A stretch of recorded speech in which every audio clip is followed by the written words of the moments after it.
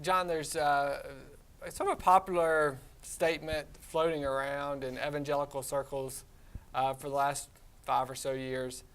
I love Jesus, but I'm not so fond of the church. And people beginning to reflect on, do you have to be a church member if you're a follower of Christ? So let me just ask a question. Why join a church? Yeah. Well, that's a good question. And some churches are not altogether healthy, and so I understand that the hesitancy on some cases. But I would say that to begin with, you can't avoid it because salvation is adoption into God's family. And so salvation is intrinsically corporate. And so this is God's purpose, to bring you into the church. And again, Jesus said, I will build my church. Gates of Hades won't prevail against it. And so Jesus calls it his bride. And I'm not sure that you can hate Jesus' bride and love Jesus. And then 1 Peter 2 says that when you come to Christ, you're built together with others into a spiritual house to offer spiritual sacrifices to God.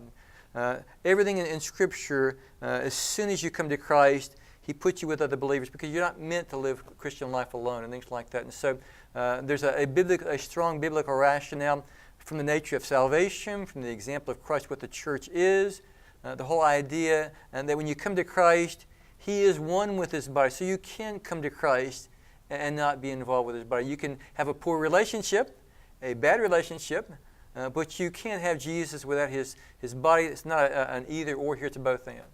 As we think about our own day, the context, North American context, the church has always been important, but perhaps we're in a day right now the church has never been more important. Yeah. In terms of gospel witness, in terms of living as a faithful follower of Christ. Could you help us think about why the church there's maybe never been a day that the church has been more important? Well, I think one of the big themes in all of postmodern thought is a longing for community. North Americans have historically been individualistic, but in the last 20, 30 years or so, there's been a deep longing for community. People want to belong, and they want to have genuine human relationships, experiencing community with others, and that's exactly what the church should provide. And so there's a saying among some church planters that people they want to belong before they believe. So they won't come to believe the message because of your slick preaching or your good answers to their questions. They want to come alongside you.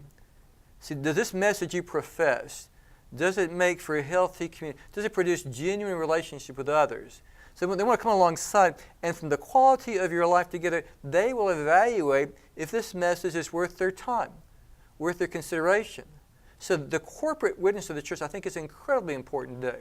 Being able to portray healthy lives and healthy families and healthy relationships, and people come alongside and they see that, and they should say, what produces that? We say the gospel. Yeah, so Francis Schaeffer said it's our love for one another. That's one of the greatest apologetics for our Christian faith. And do you think that we're at a day right now where we need that more than any other time? Yeah, I think so, because you have the breakdown of nuclear families. You have all kinds of difficulties getting people together. You have racial and ethnic divides. And if the church can be a place where those things are overcome, it testifies to the power of the gospel in a new way. And not only that, for Christians individually. I know a lot of people come into the Christian life with all types of scars and stuff. They need those who will nurture them and hold them accountable and disciple and mentor them. In my own life, the first place where I really grew was when someone began to mentor me, individually, personally, in a church body, things like that.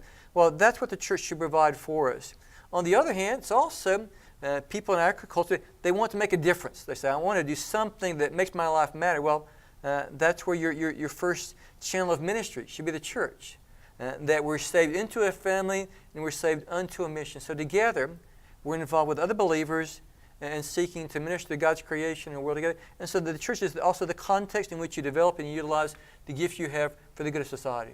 So all those things that are very much part of our life today make the church especially important today.